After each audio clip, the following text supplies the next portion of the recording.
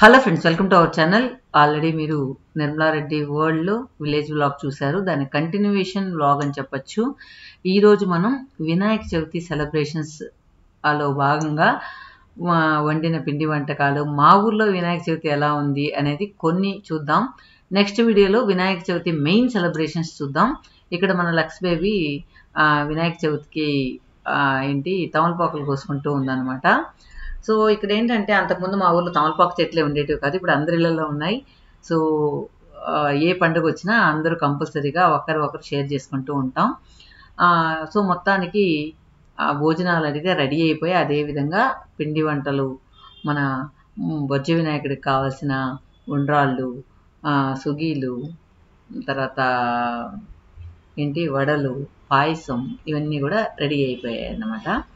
ఇక్కడ ఏంటంటే ఊర్లో కుడుములు చేసుకొని టెంపుల్కి తీసుకెళ్తారనమాట. ప్రతి ఒక్కరింట్లో నుంచి కుడుములు దేవుడి గుడి దగ్గరికి వెళ్తాయి. అలాగే మేము చిన్నప్పుడు నాకు బాగా గుర్తుంది, అందరూ ఎంచక్క కుచ్చులు పెట్టి జల్లేసుకొని, మంచి పట్లంగాలు కట్టుకొని, ప్లేట్లో ఉండ్రాళ్ళు ఎత్తుకొని, అలాగే కుమ్మరి వాళ్ళ ఇంటి నుంచి వినాయకుడి గుడికి, మా ఊర్లో ఉన్న గుడి దగ్గరికి వెళ్తుందనమాట. సో ఆ కుమ్మరి వాళ్ళు వాళ్ళ ఇంట్లోనే వినాయకుడిని చేసి తీసుకొస్తారనమాట. అదే ఆనవాయితీగా వస్తూ ఉందన్నమాట. ఏంటంటే వాళ్ళు ఎట్లా వచ్చిందో తెలియదు, కానీ మా ఊర్లో అయితే పద్ధతి అది. అన్ని ఊర్లో ఎలా ఉంటుందో నాకైతే తెలియదు. ఈరోజు కూడా అలాగే వెళ్ళింది. కానీ అక్కడ ముందైతే పిల్లలు వాళ్ళ వినాయకుడితో పాటు పిల్లలు వెళ్ళేవాళ్ళు కదా. ఇప్పుడు ఏంటంటే అక్కడే ఒకరు ఉంటారనమాట. వాళ్ళ దగ్గర మన ఇంటి కుడుములు, మన ఇంటి ప్రసాదాలు ఏమైనా ఉంటే కూడా ఇచ్చేస్తూ ఉన్నారనమాట. అవన్నీ కూడా మనకు దేవుడి గుడి దగ్గర డిస్ట్రిబ్యూట్ చేస్తారు అందరికీ. అలా జరుగుతుందన్నమాట వినాయక చవితి. సో మొత్తానికి ఇప్పుడైతే ఒక్కొక్కసారి అనిపిస్తూ ఉంటుంది అనమాట, టౌన్లో ప్యాకేజీ లాగా వచ్చేస్తున్నాయి అనమాట. ఇంట్లో మనం ఏం చేయకుండా వడలు, సుకీలు, తర్వాత డెకరేషన్కి కావాల్సిన వినాయకుడికి డెకరేషన్ కావాల్సిన వస్తువులు, వినాయకుడి బొమ్మ, అవన్నీ కలిసి 600కే వచ్చేస్తున్నాయి అనమాట. 600 మనం ఆన్లైన్లో ఆర్డర్ పెడితే ఇంకా అన్నీ మనం ఇంట్లో చేసుకున్నట్టు నైవేద్యం పెట్టేసుకోవచ్చు. అలా కూడా ఉన్నాయంట. సో నాకు ఇంకా రాను ఎవరు ఏం చేయకుండా అన్నీ ఆన్లైన్లో చేసేస్తారేమో అని అనిపించింది. కానీ పల్లెలో ఎంచక్క మన ఇంట్లో మనం చేసుకున్న పిండి వంటలు అవన్నీ దేవుడికి పెడితే చాలా బాగా అనిపిస్తుంది కదా.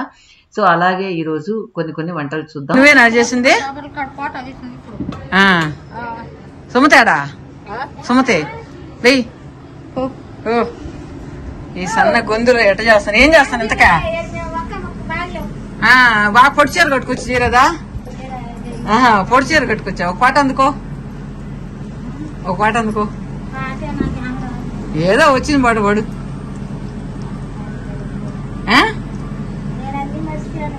అన్ని మర్చిపోయినావా? ఇప్పుడేంది పూర్ణాలు చేస్తున్నావా? పిండి ఎక్కడ తెస్తుందా? తేవాలా? అవునా, సరే కాల్చేటప్పుడు తీస్తాను. పాట పాడవైతే. తను గుర్తుందా, మన వీడియోస్ లో చాలా పాటలు, దేవుడి పాటలు పాడింది. తను ఏంటంటే తను ఓన్ గా సినిమా పాటల్ని దేవుడి పాటల రూపంలో కన్వర్ట్ చేసి పాడేదన్నమాట. వెంకటేశ్వర స్వామి సాంగ్స్ కానీ, శివుడి సాంగ్స్ కానీ చాలా మన ఛానల్లో పాడింది. అదేంటంటే ఇప్పుడు అడుగుతూ ఉంటే ఏదైనా ఒక పాట పాడమంటే మర్చిపోయాను అని చెప్తూ ఉందన్నమాట. తన వాయిస్ కూడా చాలా బాగుంటుంది. ఒకవేళ నాకు ఆ వీడియో నాకు కనుక దొరికితే మీకు డిస్క్రిప్షన్లో ఇస్తాను. తన వాయిస్ ఎలా ఉందో మీరు వినండి.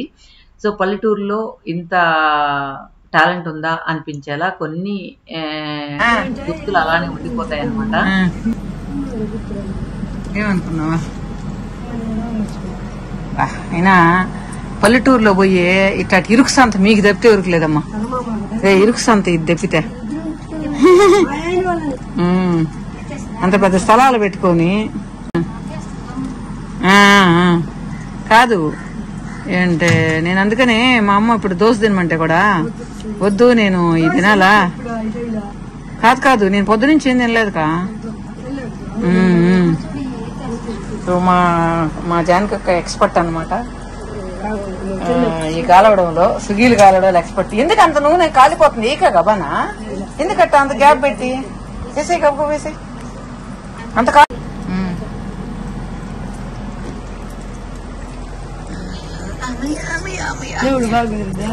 ఇంకా చూపిస్తానండి.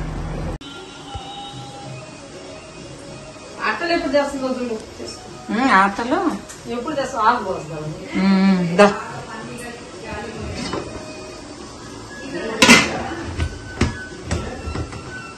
అన్ని ఎవరు తింటారు కానీ చేస్తున్నావా?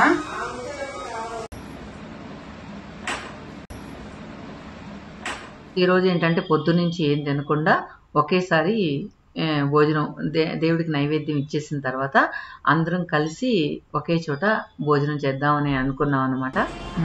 ఎవరు ఇప్పుడు డెకరేషన్ చేసింది? ఎవరా? పూజయా? నువ్వా? తేజువా?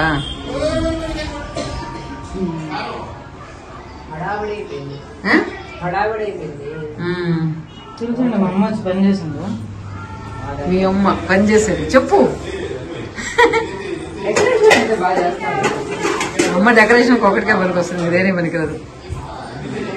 మా చెల్లెలు ముగ్గురు కూడా దేవుడు అంటే భక్తి, ఓపిక్గా ప్రసాదాలన్నీ చేసి ఏ చిన్న పండగ అయినా కూడా ఓపిక్గా చేస్తారనమాట.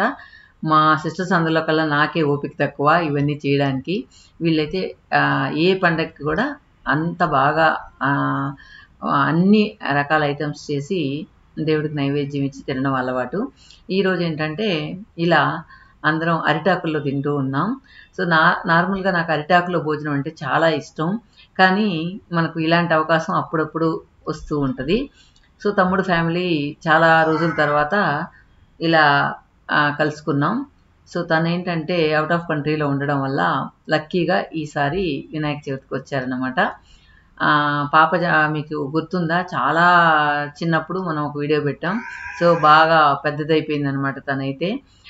సో ఈరోజు ఏంటంటే పిండి వంటకాలతో మా భోజనం, అరిటాకు భోజనం స్టార్ట్ చేసాం. చిన్నప్పుడు విషయాలన్నీ గుర్తొస్తూ ఉంటాయి. ఇలా సంక్రాంతి రోజు ఇట్లానే అందరం కూర్చొని భోజనం చేసేవాళ్ళం. లాస్ట్ ఎప్పుడో నేను వీడియోస్ తీయక ముందు గుర్తు అనమాట. పూజీ, ప్రణవ్, నేను, మా వారు ఒకే అరిటాకులో భోజనం వడ్డించుకొని తిన్న జ్ఞాపకం గుర్తొచ్చింది. యూట్యూబ్ పుణ్యమా అని మా మెమరీస్ చాలా గుర్తుండిపోయేలా ఉండిపోయాయి. తర్వాత ఈరోజు ఏంటంటే సాయంకాలం ఉత్సవంకి ప్రసాదాలు కూడా మన ఇంట్లోనే చేయమన్నారనమాట. సో ఆ ప్రసాదాల కోసం రెడీ చేస్తున్నారనమాట. ఒక 2-3 ఐటెంలు అయినా కూడా ఇక్కడే రెడీ చేయమన్నారు. రాసబొమ్మ, ఓ రాసబొమ్మ, ఓ శుభమ్మ, శుభమ్మ,